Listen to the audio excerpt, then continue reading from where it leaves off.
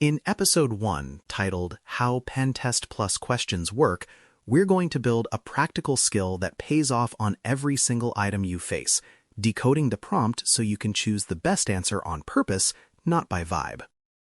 PenTest Plus questions often look like short stories, and that can make even experienced practitioners overthink what is really being asked. The exam is not trying to trick you into forgetting security fundamentals, but it is absolutely testing whether you can read precisely and decide within the limits you are given. That is why this episode starts with a repeatable method you can use under time pressure, even when the scenario feels unfamiliar.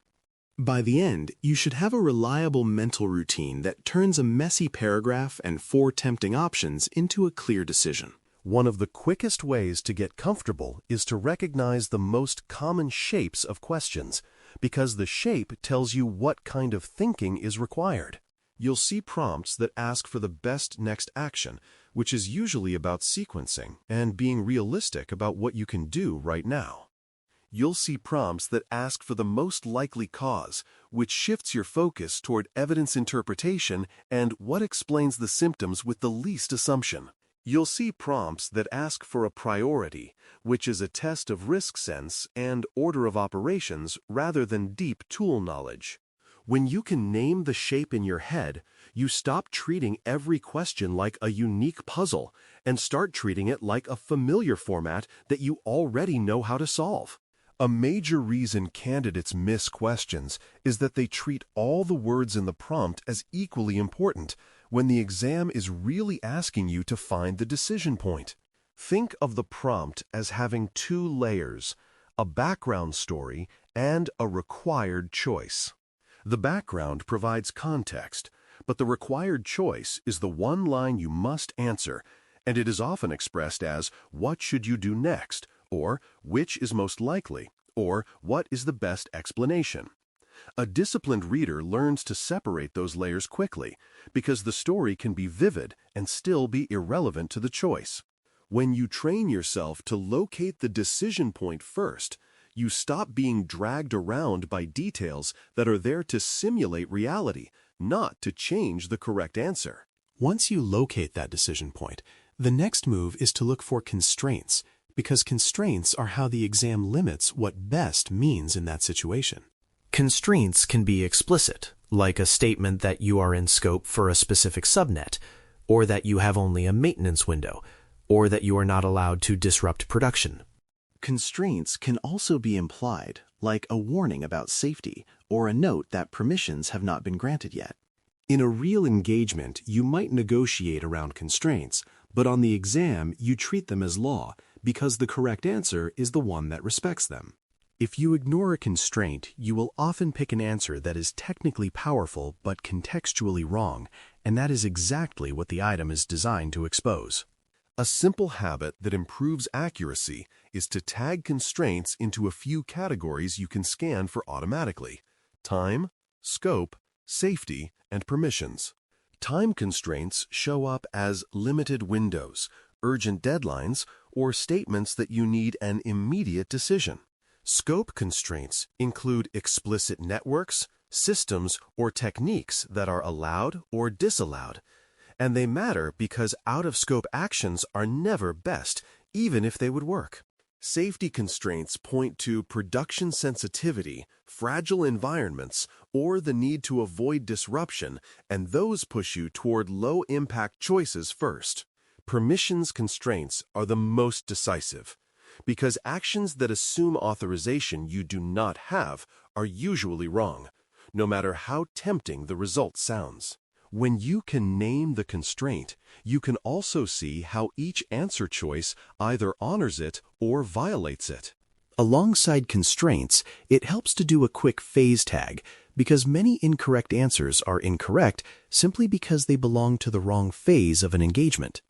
Before action questions are usually about planning, rules of engagement, scoping, selecting the right reconnaissance approach, or validating authorization.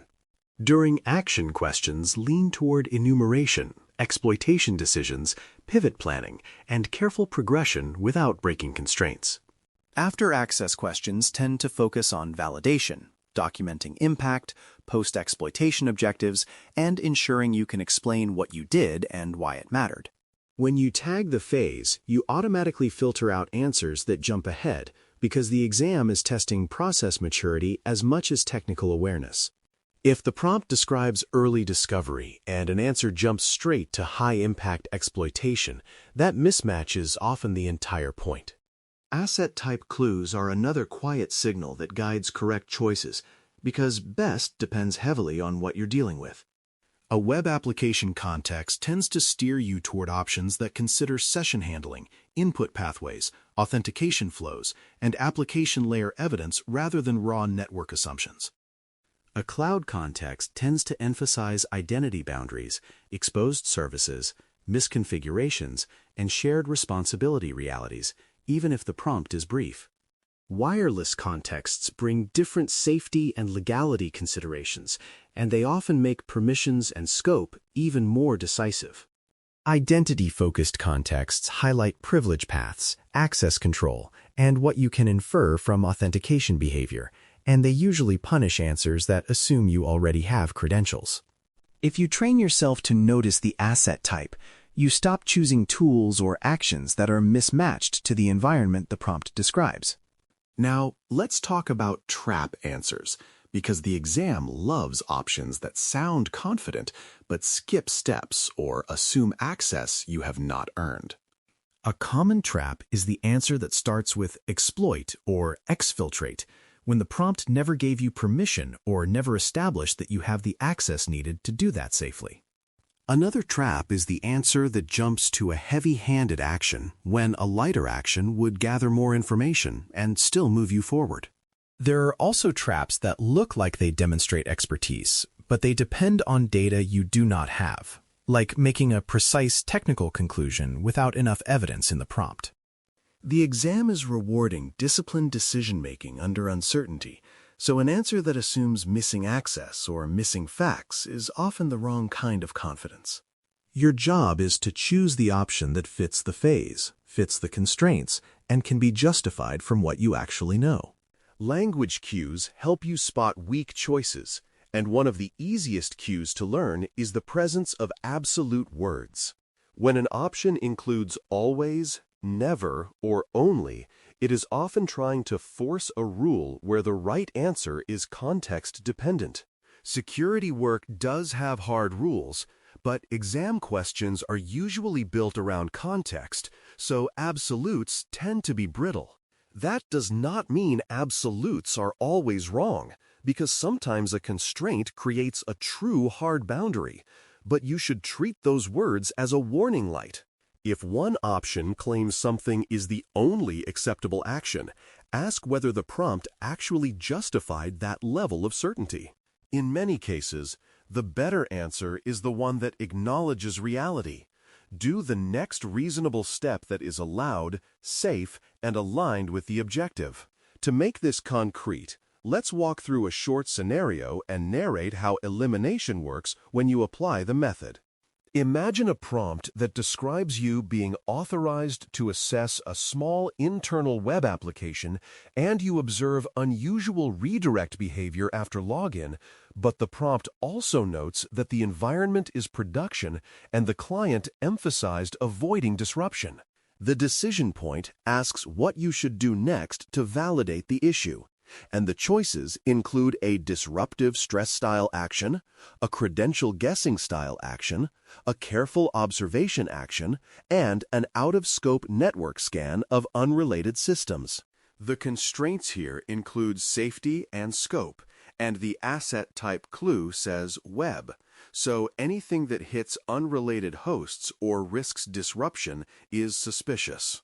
You would eliminate the out-of-scope scan immediately, then eliminate the disruptive choice because production safety was emphasized. Then eliminate the option that assumes you should start forcing authentication because nothing justified that. What remains is the low-impact validation step that respects constraints and still moves forward. And that is exactly what best usually means on this exam. Now, practice a second scenario, where the goal is to choose the safest forward-moving decision when multiple options look plausible. Picture a prompt that says you have approval for an internal assessment and have identified a host that appears to expose a service you did not expect, but you are early in the engagement and do not yet have credentials. The question asks what to do next, and the options include immediately attempting an exploit, immediately pivoting as if you already had access, requesting a clarification of scope and permissions around that host, or gathering more detail about the service in a low-impact way. The phase tag is before action or early during action, and the constraints include permissions and scope, because the host may or may not be part of the authorized target set. The safest forward-moving decision is the one that progresses while respecting those limits, which usually means validating scope and gathering non-disruptive information rather than assuming access or launching an exploit. Even if the exploit might work, the exam often prefers the answer that demonstrates control and professionalism, not impatience. At this point, you have several moving parts, so let's compress them into a simple 3-part memory hook you can apply before you lock in an option. The hook is phase, constraint, objective, and it is intentionally short because you need it under time pressure.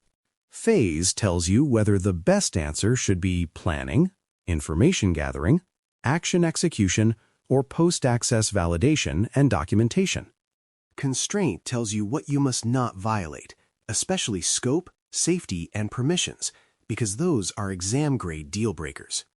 Objective tells you what the question is actually trying to accomplish, such as confirming a hypothesis, identifying a cause, selecting a priority, or choosing the next step in a sequence. When you run that hook before you select, you stop answering based on what you personally enjoy doing and start answering based on what the prompt is asking you to do. Another skill that raises scores is learning to contrast two similar options, because many questions are really asking you to pick the better of two almost right answers. Suppose you have one option that gathers more information but does so in a slightly risky way, and another that gathers slightly less information but is safer and clearly within constraints. If the prompt emphasized production sensitivity, the safer option often wins because it aligns with explicit constraints. Or suppose you have one option that is technically correct but assumes you already have elevated access, and another that is technically modest but fits the current phase and the access level established in the prompt. In that case, the modest option tends to be better because it can actually be done right now with what you have. The exam is not awarding points for the fanciest technique. It is awarding points for the best fit decision under the stated conditions. Before we wrap, take a moment to replay the method in plain steps so it becomes automatic rather than academic. First, identify the question shape, because that tells you whether you are choosing an action, a cause, or a priority. Next, locate the decision point and separate it from the background story, because only one part of the prompt is asking for an answer. Then scan for constraints, especially time, scope, safety, and permissions, because constraints define what best means. After that, tag the engagement phase and note asset type clues, because both help you reject answers that do not match the situation. Finally, eliminate trap answers that skip steps, assume missing access, or use brittle absolutes, and choose the remaining option that moves the objective forward while honoring constraints. To close Episode 1, titled How PenTest Plus Questions Work, the main takeaway is that strong performance comes from consistent decoding, not from guessing or memorizing isolated facts. You can treat each prompt like a small decision exercise. Find the shape, find the decision point, identify constraints, tag the phase, and let the asset type guide your thinking. When you do that, trap answers become easier to spot because they usually violate permissions, skip necessary steps, or ignore safety and scope. The practical move is to apply the method once today on any practice question you encounter, even if you get it right, and narrate why the chosen option fits the phase, constraint, and objective. That one deliberate repetition is how this routine becomes reflexive, and reflex is what you want when the clock is running. Thanks for listening. For more audio courses, daily newsletters, and more, please visit BareMetalCyber.com.